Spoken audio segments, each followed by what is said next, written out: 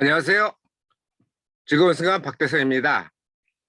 오늘은 어제에 이어 세 번째 항의 두 번째 해저 추가 조사에 대해서 리뷰를 합니다. 여기는 조금 짧은데요.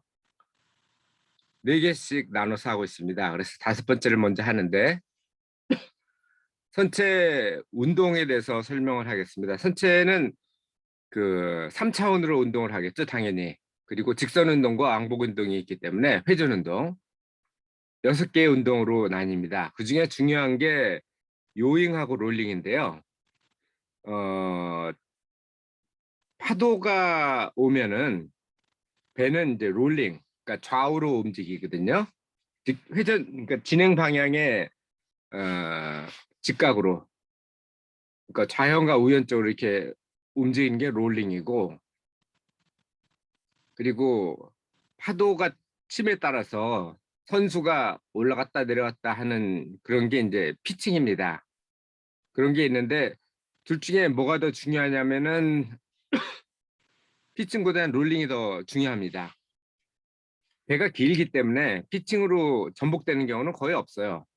하지만 롤링, 좌우로는 짧기 때문에 파도가 한 번 치는 것까지는 상관없겠지만 그 파도의 주기하고 배의 롤링 주기가 공조가 되면, 레조넌스 형태가 되면은 배가 뒤집힐 수도 있습니다. 그래서 롤링을 피하는 게 전복을 방지할 수 있는 조종술입니다. 그리고 요잉 같은 경우는 배가 쭉 가다 보면은 선수가 왼쪽 오른쪽으로 이렇게 왔다 갔다 하게 되거든요. 그러니까 배의 속도가 충분히 빠르면 파도 속도보다 요잉이 없지만 적지만 우리 같은 경우는 뒤 있는 배랑 속도를 맞춰야 되기 때문에 4노트 정도로 했거든요. 근데 4노트 이하로 가면은 항로를 유지하기 어려울 정도가 됩니다. 그래서 만약 그 상태에서 파도 속도가 커지면 4노트 가지고는 요잉이 심해질 수가 있겠죠. 그래서 항로를 유지하려면은 요잉 상태에서는 속도를 증가해야 됩니다. 반대로 피칭 같은 경우 속도를 감소해야 돼요. 왜냐하면은 선수가 파도에 따라서 바닥에 이렇게 딱 해면을 해수면을 갖다 치는 게 피칭이기 때문에, 그러면서 파운딩이 생길 수가 있거든요. 그러면 물론 선수 바닥은 파운딩을 위해서 보강을 합니다. 보통 어, 항공기가 떨어질 때, 자유 하락할 때, 그때 가해지는 가속도가 9G까지 한다고 그러더라고요. 그런데 보통 선체 설계를 할 때는 선수 바닥에는 3G까지 갈 수 있도록 이렇게 설계를 합니다. 그래서 오늘은 첫 번째는 운동과 조종에 대해서 얘기를 했고요. 다음은 제가 두 번째로 읽은 책입니다. 첫 번째 제가 뭐죠? 레이더가 바뀌었기 때문에 레이더 JRC 레이더에 대해서 두꺼운 책이지만 다 읽었습니다. 그리고 그 다음으로 읽은 책이 이제 솔라스인데, 솔라스는 뭐의 약자냐면 Safe of Life at Sea, 그러니까 바다에서의 인명 안전에 관한 유엔 협약입니다. 이게 제2항해사가 하는 게, 2등 항해사가 하는 게 선박 안전 담당인데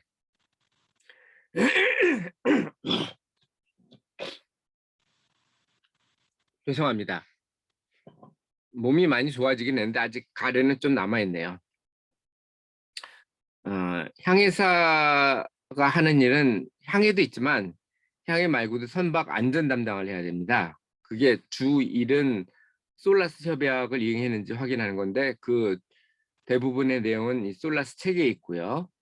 거기 보면 구명 장비, 그러니까 배가 침몰했을 때 어떻게 살아남는지 서바이빙 관련된 거고, 무선 장비, 배가 침몰했을 때 알려야 될 거 아니에요, 구조를 받으려면.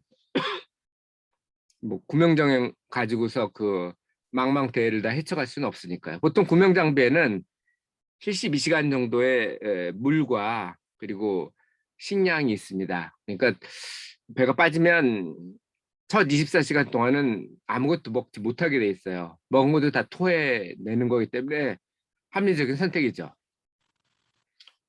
하지만 그걸 빼고 나서도 나흘 안에 구조가 안 된다면 굶어야 되는데, 물론 뭐 굶어도 한 2달까지는 살아남습니다. 문제는 물이 문제죠. 물은 한 2주 정도만 못 먹어도 죽거든요. 그래서 무선 장비가 다음으로 중요합니다. 그리고 화재 진입 장비인데, 배를 포기하는 가장 큰 이유가 뭐 충돌이긴 한데, 그거에 못지않은 큰 이유가 화재예요. 화재가 발생하면은 뭐 타 죽든지 바다에 뛰어내리든지 해야 되는데, 타 죽는 건 금방이고 바다에 뛰어내리면 어쨌든 뭐 한 2주까지는 어쨌든 살 수 있으니까. 그리고 운이 좋다면, 그러니까 무선만 제대로 작동됐다면 구명될 수도 있는 거고. 그래서 화재 진입 장비들이 솔라스 협약에 있습니다. 항해사 업무는 중간 정도고요.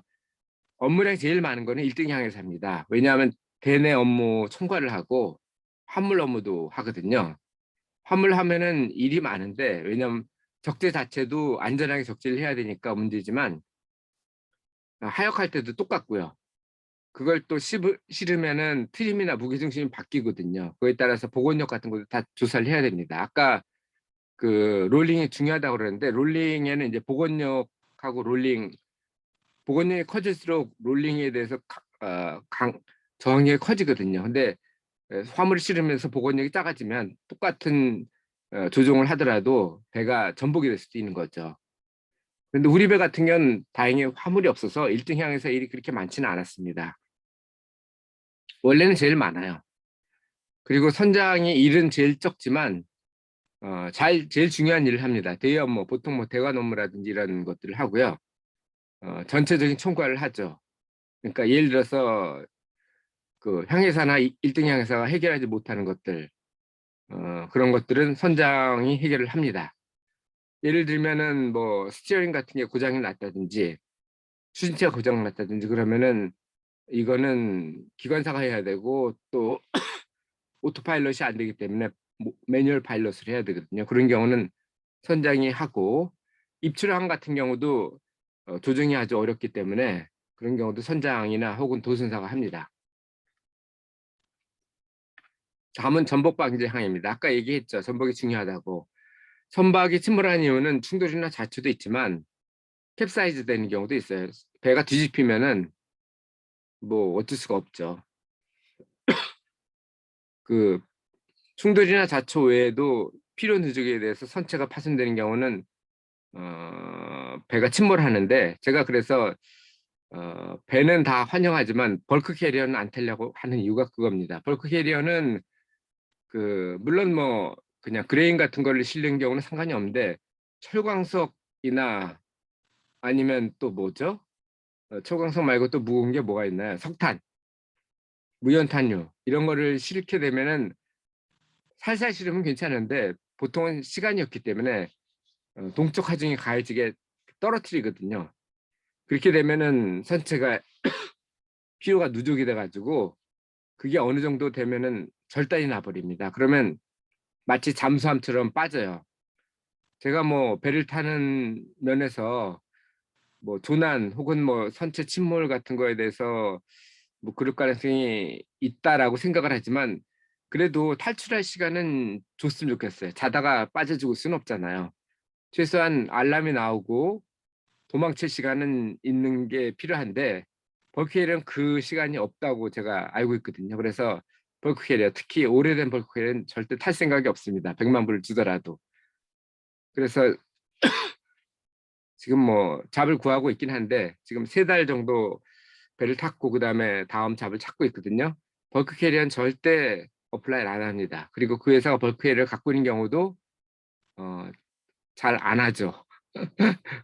다른 거는 상관없습니다. 다른 거야 뭐 배를 타다가 무너질 수도 있는 거고, 뭐 그래 운전하다가 죽는 경우가 항공기 타다가 떨어지는 경우보다 훨씬 더 적대요. 항공기보다는 배가 훨씬 더 안전하기 때문에 그런 면에 의하면은 뭐 배를 타는 거는 운전하는 것보다 훨씬 더 쉽죠. 쉽기도 하고 안전하기도 하고. 그리고 마지막으로 하는 게 파도 위한 전복인데, 파도 위한 전복은 항해사가 그래도 대체할 수 있는 거거든요. 충돌이나 자초도 항해사가 할 수 있는 거고, 파도 위한 전복도 향해서 갈 수 있는데 이거는 좀 기술이 필요한 거예요. 충돌이나 자체는 그냥 피하면 되는 거고요. 필요 누적이 한 거는 잘 골라야죠. 벌크에는 안 탑니다. 전복 방지 항해에서는 피칭보다 롤링을 취소해야 되는데 왜냐하면 보통 배는 선체 길이가 폭보다는 6배 정도 길기 때문에 롤링 쪽을 피칭보다 6분의 1 정도로 줄이도록 해야 됩니다. 그러려면은 최적 항로는 파도 진행 방향과 15도 정도. 왜냐하면 90도를 6으로 나누면 15도가 되거든요. 그렇게 하고 옆에 이 그래프는 뭐냐면은 롤링에 얼마큼 기울어졌냐에 따라서 복원력이 얼마큼 바뀌느냐 그거예요. 그래서 이게 복원력이 이렇게 증가하다가 감소하죠. 그래서 어느 이하가 되면은 곤란해집니다. 다음은 유체 프리스페이스 효과가 있습니다. 배가 아까 그 복원력 효과가 그거는 일반적으로 솔리드 할 경우에 얘기고 예를 들어서 탱크가 반 정도밖에 안 찼다면은 그 유체는 배가 기울어지면은 그 안에는 유체도 배가 기울어짐에 따라서 똑같이 표면을 갖다 똑같이 할 거 아니에요. 그렇게 되면은 무게중심도 그 회전하는 쪽, 회전을 도와주는 쪽으로 옮겨지게 되고 그리고 동적 하중도 그쪽으로 가해지게 돼서 복원력이 줄어듭니다. 그래서 대부분의 배에는 탱크를 갖다가 하나로 두질 않고 뭐 2개나 3개 이렇게 쪼개 놓습니다. 그럼 그만큼 더 줄게 되거든요. 이거는 복원력이 감소하는데 그 부력 원래는 이런 형태로 돼요. 이게 저희 배를 갖다가 그냥 박스 형태로 제가 그려본 건데 이게 평상시에는 이렇게 돼 있고 그 무게중심을 통해서 무게중심이 한 중간에 있다고 치면 그냥 균일하게 돼 있다 그러면 이 중간에서 아래쪽으로 이렇게 적용을 할 거고 부력 중심은 이 물속에 있는 쪽의 중간 여기죠. 여기서 위쪽으로 똑같은 힘으로 이렇게 작용을 할 겁니다. 이렇게 똑바로 서 있을 때는 부력과 무게중심이 똑같은 축 안에서 적용하기 때문에 돌질 않죠. 근데 이게 만약 파도 때문에 옆으로 기울어졌다 그러면 얘기가 좀 달라져요.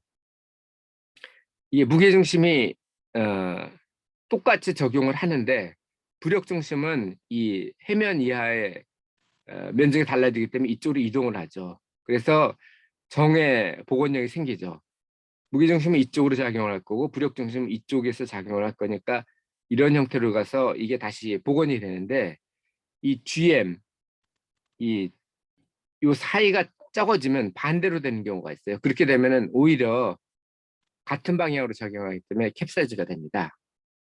그래서 프리스페이스 효과는 그런 면에서도 중요해요. 초기에 GM 값을 크게 건조하는 것도 중요한데 그건 우리가 할 일이 아니고 조선사나 제가 예전에 근무했던 삼성중공업 같은 그런 조선사에서 하거나 아니면 그게 맞는지 확인하는 건 선체에서 하는 일이고 선급이죠. 뭐 예를 들면 뭐 로이드라든지 코리아 레지스터 한급 성급 협회 뭐 이런 데서 하는 일이고 우리가 하는 일은 그건 아니고 이제 프리스페이스 효과만 해줘야 됩니다. 프리스페이스 효과는 안에 그 선체 안에 있는 게 꽉 차도록 그렇게 화물 갖다 운영하는 거죠. 이게 사실은 1등 상행사가 해야 될 일이기도 합니다. 자, 오늘 4가지 검사를 했습니다. 여러분이 느낀 탐사 향의 소감은 어떠신가요? 물론 우리가 한 건 아니지만 그 1등 향해사의 역할이 중요하다는 걸 아셨을 거예요. 우리가 박근혜 대통령이 탄핵됐던 이유 중에 가장 큰 것 중에 하나가 물론 기본적으로는 소통이 어려웠다라는 것이 문제였겠지만 표면적인 이유는 세월호 사건이었는데 그 세월호 사건이 일어났던 이유가 바로 이거였습니다. 배를 뭐 정부에서 제대로 안 했다 그러는데 그건 사실이 아니에요. 정부에서는 제대로 했어요. 그리고 뭐 그 제대로 했다는 거는 유엔에서 얘기한 IMO에서 국제해사 기구에서 했던 그런 걸 그대로 따랐기 때문에 우리나라가 조선에서 세계 1위거든요. 그러니까 기술이 떨어진 것도 아니고 그 어떤 규제가 제대로 안 됐던 것도 아닙니다. 문제는 그 세월호 선사였어요. 세월호 선사에서 무리하게 화물을 실으라고 그랬고 그거를 1등 향해사나 혹은 총괄해야 되는 그 선장이 알고도 그냥 부기는 했던 거죠. 왜냐하면 그걸 반대하면 그만둬야 됐거든요. 저는 그만둘 생각입니다. 제 목숨이 물론 뭐 거기 샀던 승객들의 목숨도 관리되겠지만 그 잡보다 더 중요하다고 생각을 하진 않거든요. 그러니까 저는 풀타임으로 뭐 일을 해도 좋지만 뭐 그럴 욕심은 없고요. 한 1년에 한 4개월 정도만 배를 탈 생각입니다. 그것도 뭐 월급 많이 주는 화물선도 좋지만 뭐 여행도 같이 할 수 있는 크루즈선을 타려고 지금 생각 중입니다. 그래서 세월호 욕하지 마세요. 박근혜 대통령이 제가 보기에는 무능한 거는 사실이지만 그 탄핵당할 정도로 그렇게 나쁜 일을 했다고 생각하지는 않고요. 그리고 우리나라 정부가 또 민간에 비하면 떨어진 거는 사실이지만 그렇다고 해서 뭐 규제를 제대로 안 한 것도 아니기는 합니다. 우리나라 조선기술 세계 최고고요. 그리고 그거는 그 선사에서 잘못한 거지 정부 법규가 잘못된 건 아닙니다. 물론 뭐 관련 공무원이 좀 봐줬을 수는 있는데 그건 그 공무원이 잘못한 거예요. 우리나라 기술이나 법 체제가 그렇게 나쁜 건 아닙니다. 그리고 저도 그걸 알고 있기 때문에 벌크캐리어는 안 타려고 하는 거고 그리고 그 만약 선사 측에서 그렇게 나온다면 그만두고 다른 쪽으로 가려고 생각 중입니다. 자, 오늘도 즐거운 순간 박대선이었습니다. 감사합니다.